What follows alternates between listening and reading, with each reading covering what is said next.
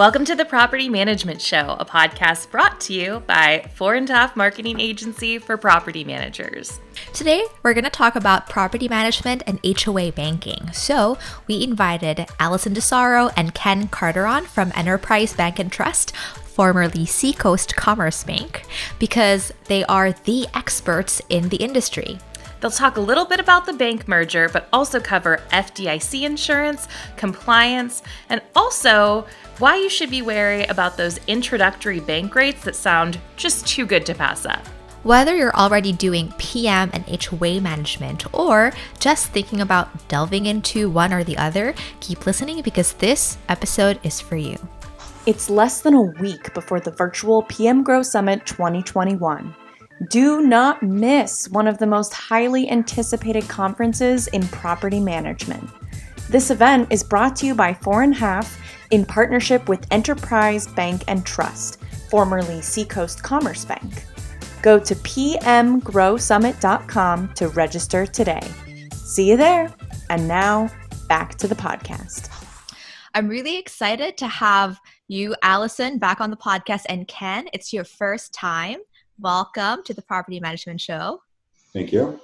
And, to people who, are listening and you are a new face, can you just give a little bit of an overview of who you are and kind of how long you've been in HOA banking, all that good stuff? Sure. Well, my name is Ken Carteron. I'm with Enterprise Bank and Trust, formerly Seacoast Commerce Bank. This is my fourth HOA bank now. I've been in HOA banking since 1992, which is hard to admit, but harder to admit is I've been in banking in general since 1980.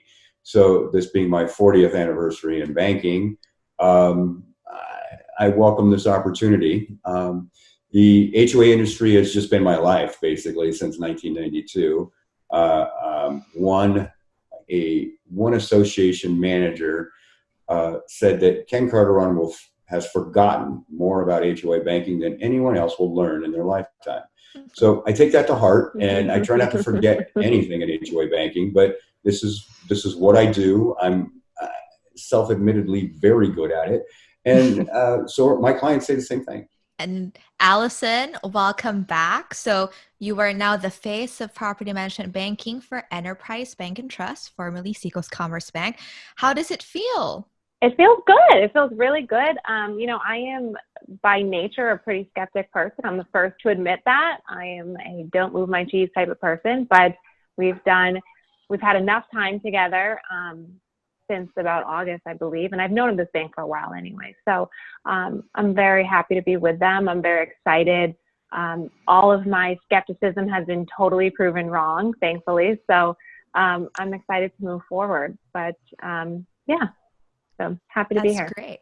That's awesome. And, just for our listeners who may or may not know of the merger, can you give them a better idea of the merger's impact to customers, if any? Yeah, absolutely. So the impact, first of all, will be on any of our current customers. On February 12th, we'll be converting into their online banking system, which is really the most basic way to say it. I mean, certainly they're going to be moving into enterprise, but that's a lot more background stuff, meaning they're going to become enterprise customers. But what they're going to see, the client-facing impact, will be the online banking.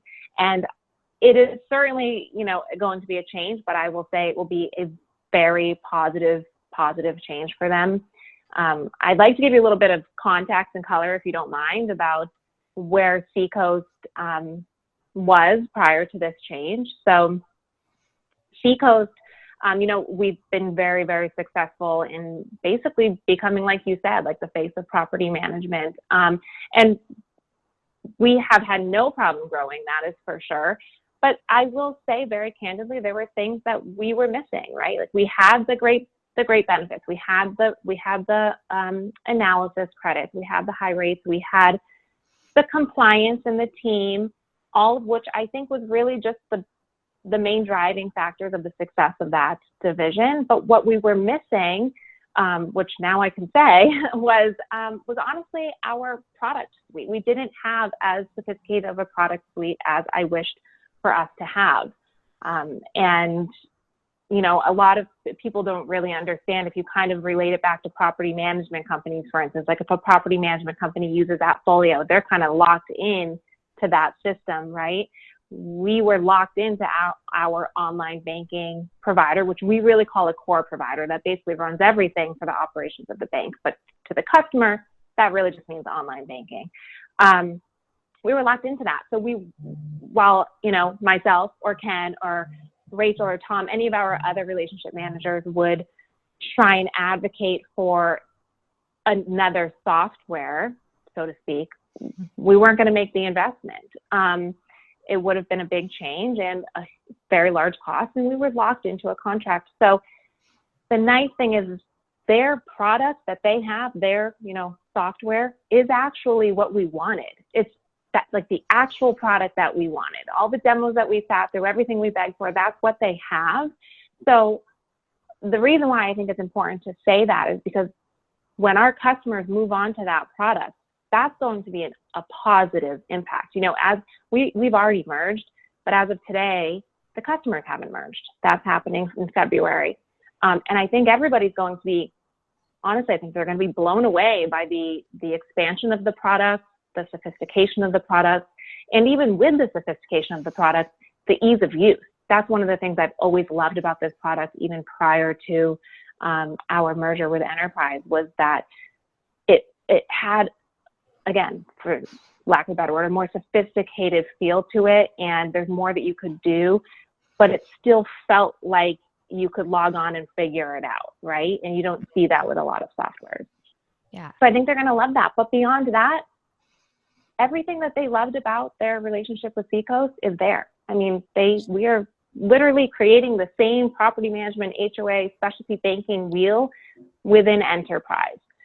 We're not being absorbed into another property management or HOA group into Enterprise. We're creating it all there, and it's going great so far. I feel like we are in fantastic hands with our leadership team. And the biggest thing of all, I'd say, is that they listen. I've noticed that. They've treated us with white glove, us as in our specialty deposit team. And they've really listened to what we need. We made this very successful, and they know that. And so I see a very promising future with them. I'd like to add just a little bit onto the end of that. Being in banking as long as I have, this is not my first merger, and I've been through some really horrible ones, or to a point where I just couldn't stay at that bank. There is no reason on the planet why I should leave this bank. Everything we've been handled with kid gloves. I mean, they are coming to us, asking us, how should we do this going forward? Which is not something I've experienced in the past. It's just doesn't happen. I mean, they absorb you in, you get to be what they want you to be. Not in this case. We're being absorbed in, but we're being asked, what can we do to make this better for you than what you had before? Yeah, it sounds a lot like collaboration. It's not just like, because I think the image that comes into mind when you say absorb is like one small entity gets absorbed into one, but it sounds like, they're actually collaborating to figure out, hey, what's the best way to make this happen?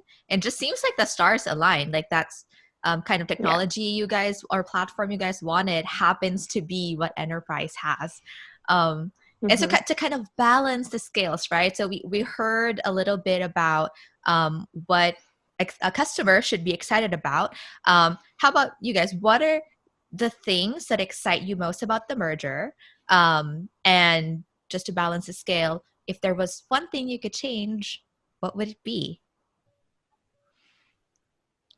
You want me to go first? Yeah, go ahead. I mean, I did just tell you a lot of stuff that excites me, but I'll say if I had to name one other thing besides what I just said about what excites me, it would be the flexibility. So they have a lot more flexibility than we did, whether that was with lending or with products, right? So I'll stick to the product part. They have, while we are just like any other bank, you have your core provider, and that's a third party. They actually own it in-house, and we have several, and don't know if I'll remember the amount, but we, Enterprise, have several on-site programmers. So in-house programmers who can build those integrations, which is what we're working on. That's coming very soon. The integrations into other softwares and an expansion of the product of suites that the software already provides. I'll let Ken say what he's excited, and then we can move on to what we would change. I got to think about that. The HOA lending product at Seacoast was, it was there, but it wasn't what it could be because our lending limit was so small due to the size of Seacoast. Now, we weren't a small bank at Seacoast by any means, but we just didn't have the lending limit that some HOAs need. And with the enterprise bank's lending limit, now the HOAs that come to me and say, hey, Ken, can you lend me $10 million, which are completely unsecured loans, I don't get laughed out of the conference room by the underwriters. I can actually present a package and it will be looked at and eventually accepted by the enterprise team of lenders. So that's just super exciting to me because now that opens up another venue that I get to, another product per se to provide to my clients. The integrations that are possible now with other software companies that the HOA clientele use is there, and the programmers on staff are going to be able to get us through that very quickly, as opposed to waiting for our core processor to get us on a list and get us even looked at 6 months from now. So those things that weren't there before are now there at our fingertips. All we got to do is ask for it. And now, what don't we like? Yeah. What would you change? Yeah. Nothing's perfect in the world. Yeah, no, absolutely. I think that Ken and I would both agree, I think, that the thing that we would change, if we could change anything, and we've been very vocal about this from the very beginning, is to keep the Seacoast name. Seacoast's name in the property management and the HOA industry, with all due respect to all of our team members that they came on afterwards, is because of myself and Ken. We're the ones who brought that in and started those divisions and got them off the ground. And I think that it's just going to be tough. We don't want people to think, oh, Allison left Seacoast, Ken left Seacoast, or, all of a sudden think, where's Enterprise? I mean, if I really stop and think about it more, or who's Enterprise? I'm sorry. If I really stop and think about it, more often than not, people are saying, oh, call Allison DiSarro or call Ken Carteron. And the name isn't really there, but it's still sort of like our security blanket. And I think that we wish that we could have kept it.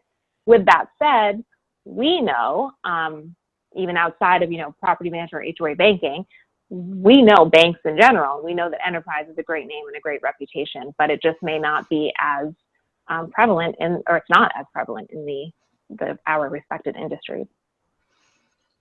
Yeah, it'll take some time to catch on. Sorry, Ken, go for it. Yeah. No, that's all right. I was just going to say, I completely agree with Allison. I mean, we're both on the same page here.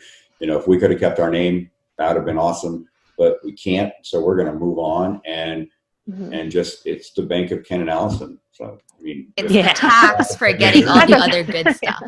Right. Yeah. That's great. Absolutely. And I think within the property management industry, a lot of property management companies also consolidate. And I think they should kind of empathize with that idea that, changing names happens a lot in the industry. And then they keep the same team. It's the same kind of strategy, but for one reason or another, they have to change their name. Maybe they change their vision or something, right? And so I think thinking of it that way could be helpful for people to kind of understand that, hey, it's literally just a new name. It's the same. Yeah, it's a very normal thing. Mm-hmm. Yeah. Well, yes, but I will clarify, probably more so for legal reasons, that it is not just a new name. It is a new bank. It is a new executive team, new ownership. I mean, a lot of our executive team moved over as well. It is, we merged into a bigger bank, but the team, which, we're certainly not our own entity, but I always like to kind of compare that to an entity. The specialty deposit team has sort of acted like its own entity within the bank for years, and we're creating that wheel over for Enterprise. That sounds exciting. Mm-hmm. So to kind of go back to the topic, can you expound more about kind of the differences, like HOAs million years ago needed to have trust accounts. Now they're just like reserve funds. Can you elaborate more on the FDIC aspect of that? Like, what are there any differences? Yes, I can, and there are differences. The FDIC covers currently is $250,000 per tax ID number. So an HOA, an association, will have two accounts, an operating and a reserve account, and those accounts should not go over the $250,000 limit. They can and they do, because operating funds go up and down throughout the month, but all in all, they try to maintain a $250,000 limit. So it's our jobs to now find a place for the rest of these funds, because HOAs, they don't just have $250,000. They could have millions of dollars on deposit, and they have to scatter them over banks to keep them within the $250,000 limit. Well, we've come up with products that will help that. The ICS program, which is an insured money market fund, allows us to place all their excess funds into one set of accounts that are then deposited throughout the United States and consolidated onto one bank statement, so that the management company, when it comes to doing their financials at the end of the month, they only get one statement. All of the accounts are listed on that one statement, and each of them are insured up to that $250,000. There are other products out there that other banks will use. ICS is just our product of choice because it blends into the normal money market account. So there's a suite between the regular money market account at the bank and the ICS. So if they need the funds, it flows smoothly on a nightly basis. Do you mind kind of elaborating a little bit on ICS? I'm not sure I'm familiar with the term. Well, ICS is insured, and it's an insured money market account. So it's 100% FDIC insured, up to $250,000 per account in the ICS program. It's almost like a broker account where all the funds are in one location, but split up into several different accounts at $250,000 each, so that they're all completely insured by the FDIC to that $250,000 limit. Gotcha. So you have several that are insured up to $250,000 separately. Correct. Gotcha. Well, I think it's important to clarify, though, that the bank doesn't, the best way to picture it in very, very layman's terms is it's like, imagine you're the banker and you're holding on to $750,000 for one HOA. So that's one tax ID. You physically at the bank are holding $250,000 of that. Then there's a suite beyond that to disperse $250,000 into, essentially in this scenario, two other accounts. They are actually held at other banks, but this bank manages it through a product called ICS. That makes sense. So we can't create a new tax ID number for that HOA. So we have to send it out, really. I mean, send it out is really just the lamest way that I could say it. Right. But they are essentially sending it out, but managing it, just like if it were a brokerage account, like Ken said. Now, the difference here between HOA being able to do that and property managers being able to do that is honestly, it's a completely different world for property managers. You hold those funds into trust. Anything into trust would be insured over $250,000 as long as the bank sets that up correctly, because each beneficiary within that trust account is insured up to $250,000. Beneficiary could be a tenant or a property owner. Now with HOA accounts, you can't set it up. Homeowners are not considered trustees. The homeowners association is the entity itself. So while we may be banking a management company who may have 35 associations, for instance, they're now going to have minimum 35 accounts under each tax ID number. Usually they'll have double that because they'll hold reserve accounts for that HOA. That makes a lot of sense. I was going to ask that next too. Yeah, so property managers cannot take advantage of this ICS product, mainly because it's out of compliance in almost every single state, but also because if the bank sets them up correctly, then they shouldn't have to worry about it anyway. It's very, very rare that a property manager will be holding over $250,000 for one owner. So it doesn't really apply to them. And I will say that if a bank tries to put them in that because they're complaining about not having enough FDIC insurance, then that's probably a red flag that the bank didn't set them up right. Mm-hmm.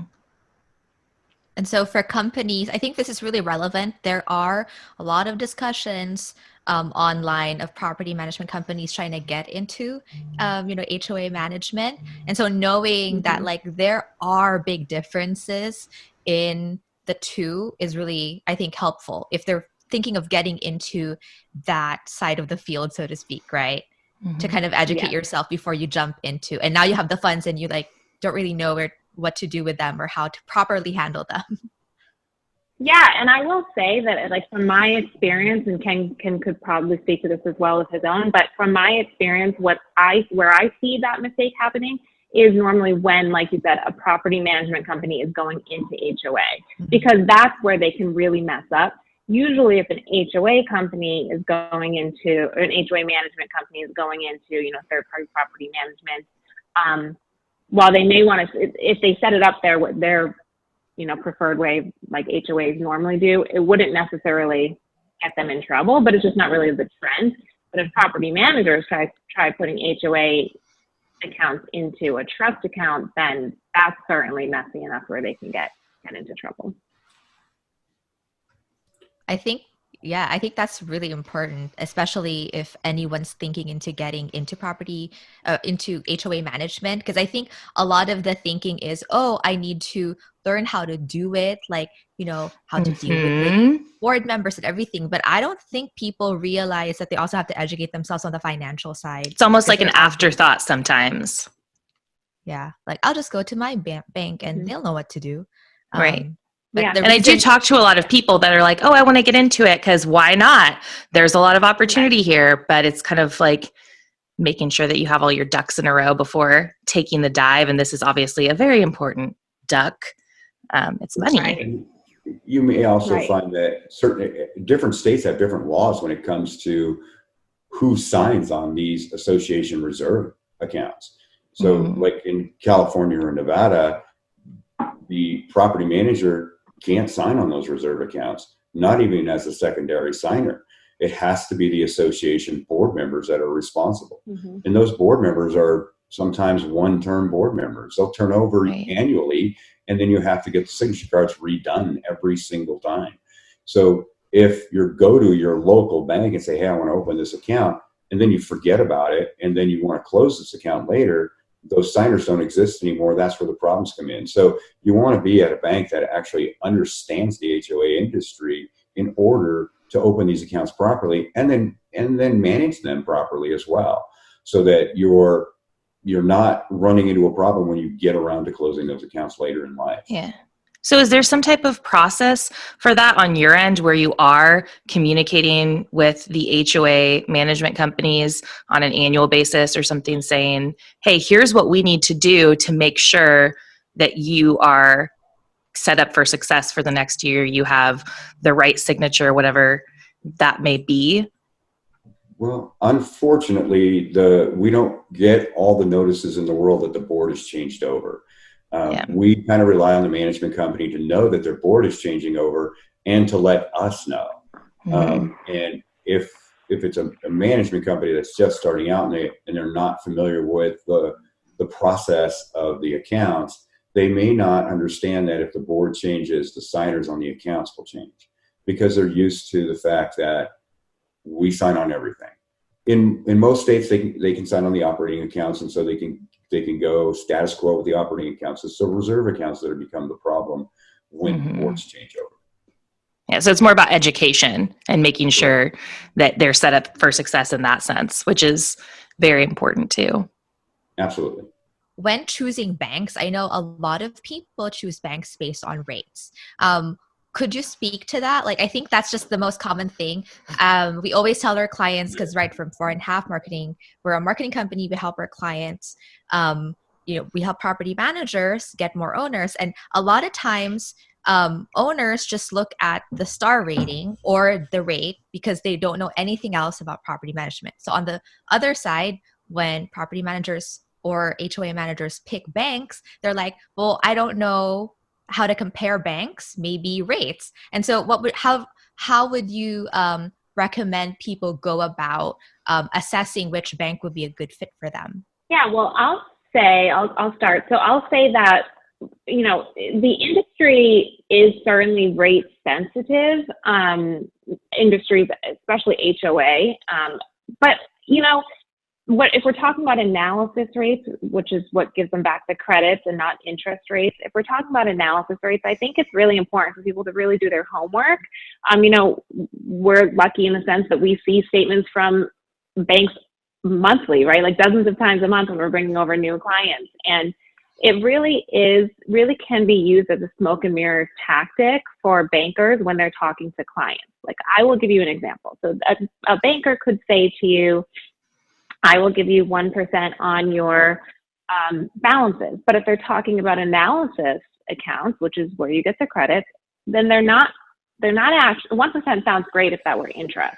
But because on analysis accounts, you have to first offset your transaction fees. You don't know what that's going to equate to. Banks can choose their analysis fees to be, $100 a month, or they can choose for them to be $1,000 a month. So you really have to do your homework, because at the end of the day, the gross rate doesn't matter. So the conversation should not just be what's your ECR, for instance, or what's your analysis. It should be, what am I going to net out at the end? And they won't know that unless they can actually, do your transactions for you. Or I'm sorry, view your transactions.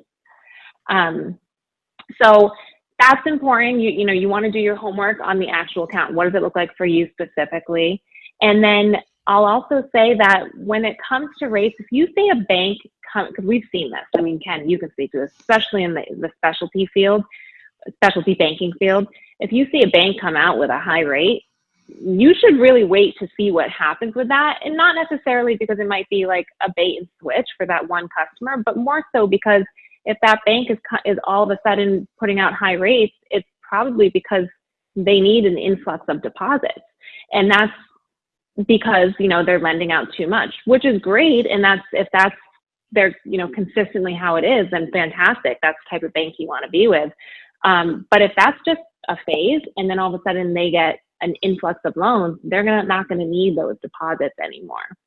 So I think it's really important to view the history of the bank, talk to references, see how long they've been with them, the length of these, rates offerings. And at the end of the day, I truly think that, while rates are important, and that's a given, I mean, we talk about rates all the time, and it's certainly one of the more attractive features about banking with us, and always has been. At the end of the day, it's just so much better to be banking with a banker who really specializes in your industry and knows, your needs, your compliance, your product needs. And, I'm sure you've heard me use this joke before, but like, for instance, I can speak the same for Ken, especially, I'm more in that industry than I am in my own industry. So I think that that's important. You don't get that turnover relationship manager. Yeah. Yeah. And I could add on to that. I mean, the HOA industry has specific organizations that almost every management company in the country will belong to. And if the bank that is offering you this great rate or great earnings credit rate to bring you on board is not also a member of this organization, they really don't know the products. They don't know the type of service that needs to be provided to you. So while they can provide you this great, we'll call it an introductory rate, because they're not going to leave it there because they can't sustain their own bank by leaving it that high. They may not be able to service you to the capacity that you need. So I have a question. Given technology these days, historically speaking, business owners liked having a local bank or a local branch, something that they can just walk into, right? Do you guys think that should be the norm nowadays, or what are you seeing with online banking versus like local branches? No, so that is definitely a common question or comment that I've gotten in the last 10 years, especially right. Because Seacoast has never been the bank that has a branch in every corner. But you usually, get those questions from somebody who hasn't been with, like, especially on the HOA side, because there are a lot more HOA specialty banks, who hasn't been with a specialty bank before, because you will see that almost every bank out there that is considered a specialty bank, for whatever that specialty may be, they're not the bank that has a branch on every corner. They're not like they're not internet banks by any means, and neither are we. But they have limited number of branches. They're not dependent on their branches. The branches just kind of check a box for them. So that question doesn't come up as often as it used to. But I will say that, you know, when you are working with a typical bank, whether that be a consumer bank or even a business bank without a specialty focus, a lot of times if you're worried about your branch, it's because you like to walk in and you like to talk to somebody who knows you by face, right? And, you know, it's a little bit different. Sometimes, like today I was talking to a client in North Carolina. I'm not in North Carolina.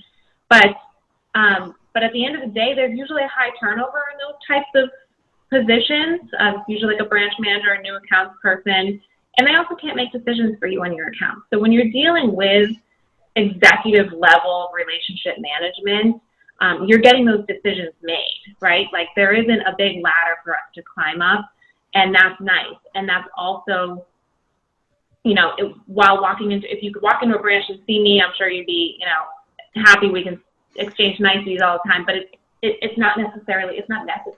As long as you have somebody who's paying attention to you, your business, and kind of fills that void for you, as well as also has the expertise and, like I said, direct access to the decisions, I think that's more important. Yeah. So in the case of your bank, it sounds like there are fewer hoops to jump through. Also, if you're going directly to you, then feeling happy going into a local branch and see, it's more efficient that way. I mean, our customers call our operations team all the time. They're absolutely fantastic. I love our operations team. Or they could walk into a branch if they wanted to. But at the end of the day, if there was a question or a decision that needed to be made, they would have to come to us. Yeah. And I've heard people say before, I've been banking with the same company since my dad owned the business, and I know them so personally and so well. Do you find that with HOA management companies as well, or is it just that those types of situations don't have the infrastructure to hold up? Well, you used to.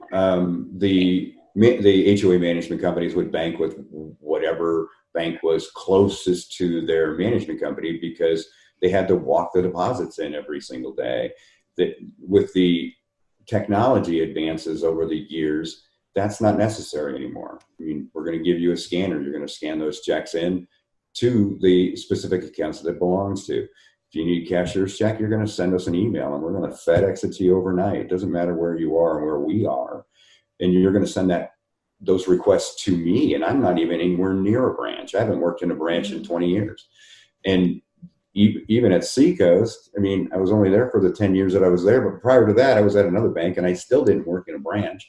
It wasn't part of what was necessary to help them run their business. What they needed was hands-on from their account manager to help them manage their associations, make sure that their boards were happy.